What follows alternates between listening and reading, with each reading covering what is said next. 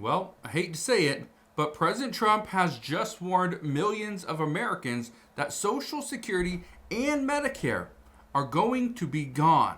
Now, what does it mean by this? Who's this going to impact? And does that mean Social Security recipients and Medicare recipients are going to be impacted in the very near future? Well, we're going to talk about that in today's video. I'm going to explain what's going on and why this warning was put out there. But before I do, if you enjoy these daily updates, do me a favor, go ahead and hit that like button. And now let's begin. Look at this. It says Social Security and Medicare are going to be gone, Donald Trump warns. Now, what does he mean? Well, let's read it. It says right here, Donald Trump warned Tuesday that if Democrats don't approve funding to the future of Social Security and Medicare. Trump said at a press conference that when he asked Democrats for feedback on the funding bill, one said it means death. Well, he says there's nothing about death. There is death because they're going to lose Medicaid. They're going to lose Social Security. They're going to lose Medicare.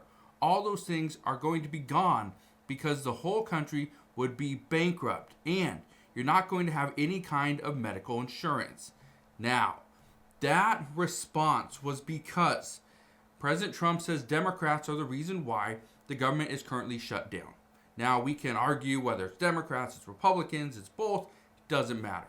But at the end of the day, what matters is that right now, there is a big hit on our entire economy. Okay? Hundreds of thousands of federal workers have been furloughed. Okay? Thousands have been laid off. The economic hit because of this government shutdown is massive. We are losing billions of dollars a day just from our GDP. Now, here's the issue. President Trump says if the United States goes bankrupt, then we lose everything. And we would. You'd have no Social Security benefits. You'd have no health care. There'd be nothing. Food assistance, gone. Everything, gone. So this is extremely important. This is now, I believe, the second largest government shutdown we have seen. Okay, we're currently, 22 days into this government shutdown. In the next 12 days, we are going to tie the longest shutdown in history, which is back between 2018 and extended into 2019. But here's the thing. Right now, there's a lot of discussions of how we can open the federal government. Look at this. It says U.S. Republicans and Democrats float new tactics amid government shutdown. And they're floating new ideas. The problem is these ideas are not getting anywhere. Okay? Here's the issue. Let me just explain this, how this is going to work out. Let's say the federal government stays shut down for another 12 days, which, according to reports, it would likely be shut down, okay, today's the 22nd, until the 31st. That is, 9 days away, okay?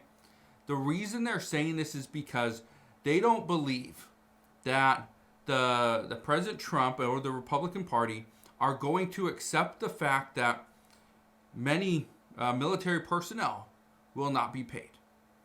Because Speaker Mike Johnson has already said that if we do not see the government open up by November 1st, military personnel would not be paid because they do not have the money. We also learned that SNAP benefits will not be paid out come November 1st.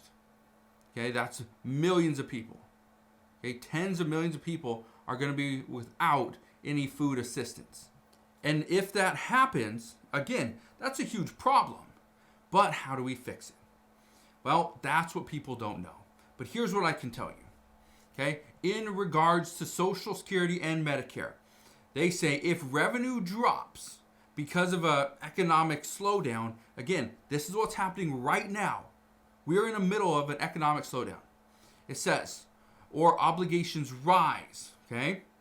Policymakers must face pressure or may face pressure to either raise tax revenue or reduce benefits or reduce cost of growth, which means a slower cost of living adjustment. Again, we know in the next 2 days, on the 24th, we are going to learn what is the Social Security cost of living adjustment for 2026. Everyone's expecting 2.7 to 2.8%. But in future years, we may see this come down even lower, where you don't get that kind of a benefit. It gets reduced because the federal government cannot keep up with this. They also say a prolonged shutdown could hamper confidence, delay necessary data, interfere with planning, and possibly lead to catch-up pressures. For instance, okay, the cost of living adjustment announcement. This has already been delayed. Okay? Now, here's the problem. We are currently shut down, which means there are so many different agencies that are not working. Only the essential workers are at their jobs. The problem is there are so many people that are relying on these agencies to give them information to so that they can go and report it to another agency so they can get benefits and do this and do that and actually have a life. Well, they may not be able to do any of that stuff. All these different agencies that are shut down, this is going to hurt millions of people. But I want to get back to this, okay? Why does what President Trump just said, why does it matter, okay? Look at this. It says Donald Trump issues warning to Social Security and Medicare. What we know. Trump warned at a press conference that if an agreement is not reached with the Democrats, programs like Social Security, Medicaid, and Medicare will be in danger.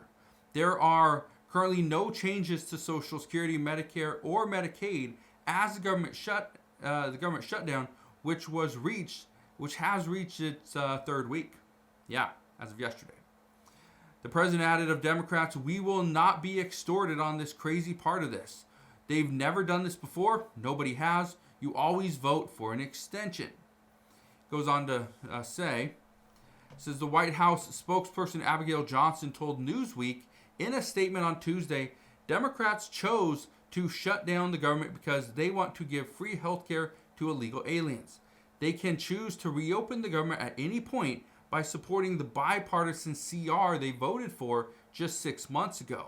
The Trump administration is working day and night to mitigate the pain Democrats are causing. Okay. Here's what's interesting, though. The people that are going to be hurt the most by this government shutdown, federal employees are going to be hurt. We're already seeing they are lining the blocks outside of food kitchens in order to receive food. But the people that will be hurt the most are not the federal workers. They're going to be impacted, but not the most. The people that will be impacted the most are those low-income households that are currently receiving some type of social benefit. Whether it's affordable housing, it could be SNAP benefits, food stamps, right? And those are the ones that are going to feel the pain the most, are the low-income households, which is one of the reasons why there's been a lot of speculation that the Trump administration could come out and help the low-income households. But at the same time, the Trump administration knows that they have the ability to help out some of these people, but can they use some of the tariff revenue, the billions of dollars in tariff revenue, to help out millions of Americans? They could, but Democrats, according to reports, would push back on that because by helping out the lowest income earners as a Republican, that could get some of those people to vote for Republicans in the next election, which is just a year away. So, right now, it's a big battle, but just understand, there's a warning now that we could see Social Security, Medicaid, and Medicare be impacted in the near future. So, I'll leave you with that, but if you have any questions whatsoever, please ask your questions down in the comment section below. But again, thank you guys for watching. Consider subscribing, and I'll see you guys on the next one.